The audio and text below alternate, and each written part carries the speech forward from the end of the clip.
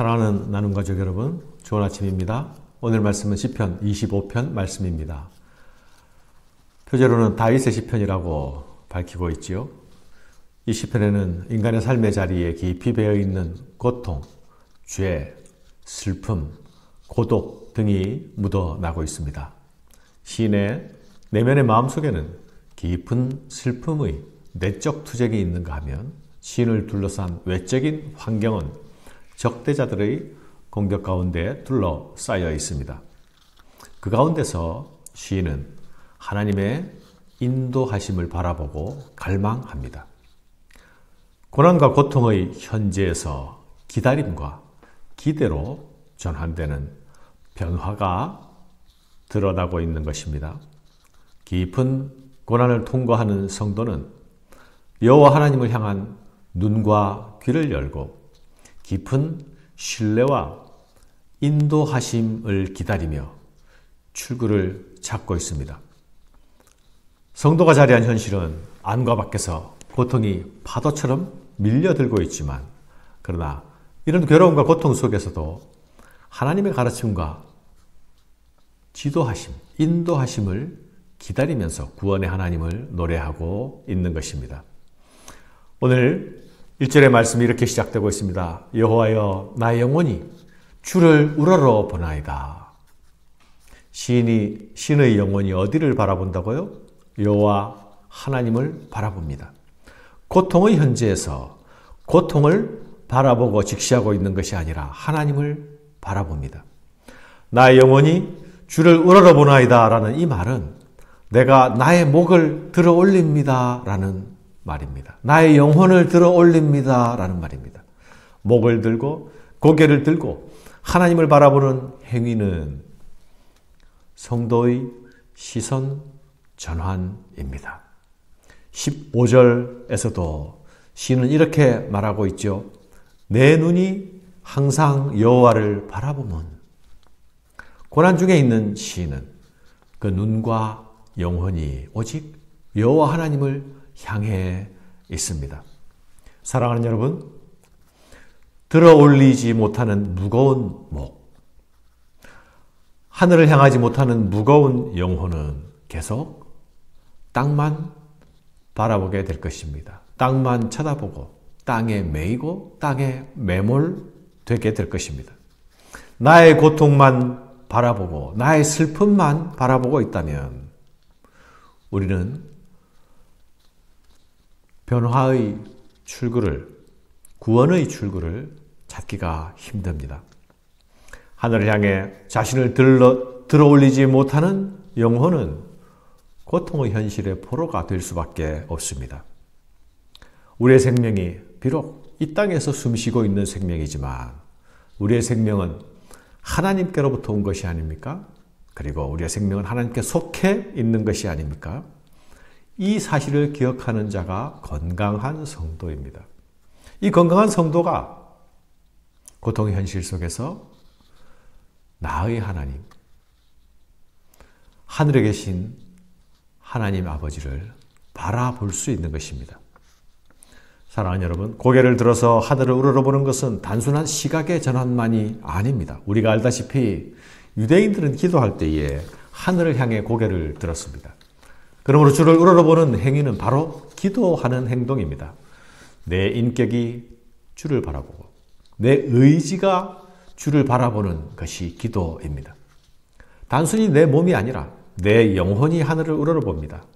간절한 기도입니다.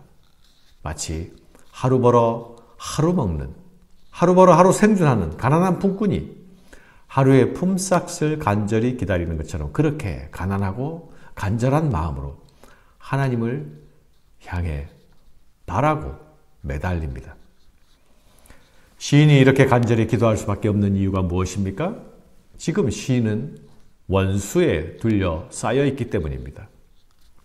나의 하나님이여, 내가 주께 의지하였사오니 나의 원수들이 나를 이겨 개가를 부르지 못하게 하소서. 주여, 나는 외롭고 괴로우니 나를 돌이키사 나에게 은혜를 베푸소서. 내 마음에 근심이 많사오니 나를 고난에서 끌어내소서. 내 원수를 보소서. 그들의 수가 많고 나를 심히 미워하나이다. 이런 상황 속에 있는 시인의 첫 번째 간구의 말이 무엇입니까? 그것은 바로 하나님, 나를 부끄럽지 않게 해주세요입니다. 하나님, 나를 수치스럽지 않게 해주십시오. 내가 하나님을 의지합니다. 입니다. 하나님, 원수들이 나를 이기지 못하게 해주세요. 나를 수치를 당하지 않게 해주세요. 이것이 시인의 첫 번째 간구입니다. 여기서 부끄러움, 수치란 말이 계속 반복되어서 나타나고 있죠. 나를 부끄러움과 수치로부터 구해달라는 이 간구는 원수의 공격 가운데서 성도의 자태를 잃지 않기 위한 몸부림이 있습니다.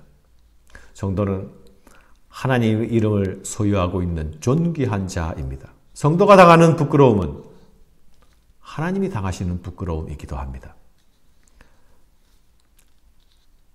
나의 존귀는 하나님 안에 있는 존귀이죠. 내 신앙의 자태는 하나님 안에서만 아름다울 수 있습니다.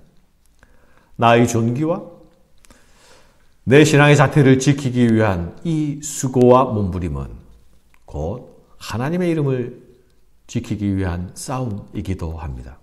그러므로 성도는 환난 중에 수치를 당하지 않기 위하여 기도하는 것이 마땅합니다. 시인의 두 번째 간구는 하나님, 내게 가르쳐 주십시오입니다. 여호와여, 주의 도를 내게 보이시고 주의 길을 내게 가르치소서. 주의 진리로 나를 지도하시고 교훈하소서. 주는 내 구원의 하나님이시오니 내가 종일 주를 기다리나이다. 여호와는 선하시고 정직하시오니 그러므로 그의 도로 죄인들을 교훈하시리로다. 온유한 자를 정의로 지도하시며 온유한 자에게 그의 도를 가르치시리이다. 여호와를 경외하는 자 누구냐? 그가 택할 길을 그에게 가르치시리로다. 시인의 간구는 하나님의 가르침과 교훈을 기다리는 기다림으로 이어지고 있습니다. 현실은 공경에 처해 있는 현실입니다. 그러나 시인은 이 현실의 탈출에만 관심을 가지고 있지 않습니다. 고통의 현실에서 건짐과 구하심을 기대하고 기다립니다. 종일 기다린다고 말합니다. 그러나 종일 기다리고 있지만 또한 주의 도와 진리를 가르쳐 주십시오 라고 간구합니다. 사랑하는 여러분, 우리의 일상적인 간구의 모습이 받아야 할 교훈이 여기에 있지 않습니까? 우리는 언제나 하나님, 이 고통을 면하게 해주십시오. 고통을 떠나게 해주십시오. 고통을 해결해 주십시오 라고 하는 고통의 탈출에만 매여 있지는 않습니까? 그러나 고통의 탈출만이 최선이 아닙니다. 고통 속에서 얻어야 할 교훈도 있는 것입니다. 고통 속에서 하나님 앞에 있는 내 자신을 성찰할 수 있어야 합니다. 그 고통이 혹시 나의 죄악 때문은 아닌지, 혹시 나의 욕망 때문은 아니었는지, 혹시 나의 불순종 때문은 아니었는지 하나님 말씀의 조명 앞에 성찰할 수 있어야 합니다. 하나님의 교훈을 기다리는 자의 간구의 모습이 지금 어떻게 나타나고 있습니까? 6절과 7절의 말씀입니다. 여호와여, 주의 긍휼하심과 인자하심이 영원부터 있었사오니 주여 이것들을 기억하옵소서. 여호와여, 내 젊은 시절의 죄와 허물을 기억하지 마시고 주의 인자하심을 따라 주께서 나를 기억하시되 주의 선하심으로 하옵소서. 기억이란 말이 반복되고 있죠. 하나님께 기억해 달라고 간구하면서 또 기억하지 말아 주십시오 라고 합니다. 무엇을 기억하고 무엇을 잊어 달라는 것입니까? 시인은 완전한 자가 아닙니다. 성도인 우리도 마찬가지죠.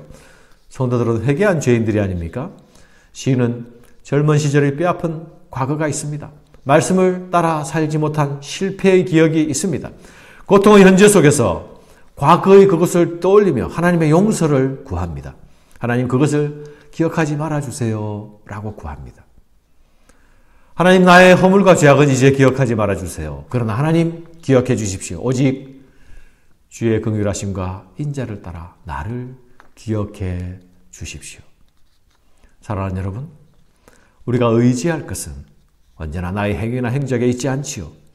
나의 어떤 대단한 것도 결코 내가 의지할 대상은 못 됩니다. 우리가 의지할 것은 언제나 하나님의 인자와 긍휼에 있습니다.